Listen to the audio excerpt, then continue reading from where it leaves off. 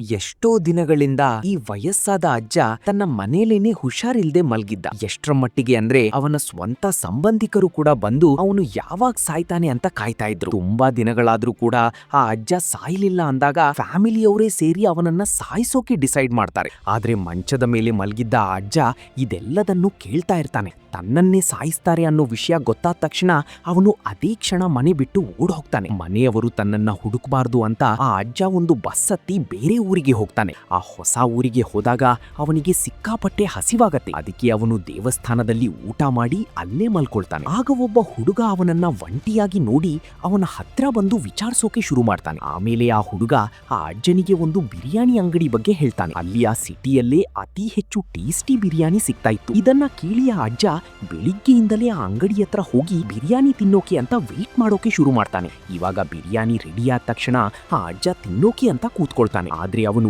ಊಟ ಮಾಡೋಕೆ ಶುರು ಮಾಡಿದ ತಕ್ಷಣ ಆ ಹುಡುಗ ಆ ಅಜ್ಜನ ಹತ್ರ ಇದ್ದ ನೋಟು ಹರಿದೋಗಿರೋದನ್ನ ನೋಡ್ತಾನೆ. ಇದರಿಂದ ಪಾಪದ ಅಜ್ಜ ಆ ಬಿರಿಯಾನಿನ ತಿನ್ನದೇ ಅಲ್ಲಿಂದ ಬೇಜಾರಾಗಿ ಹೊರಟೋಗ್ತಾನೆ.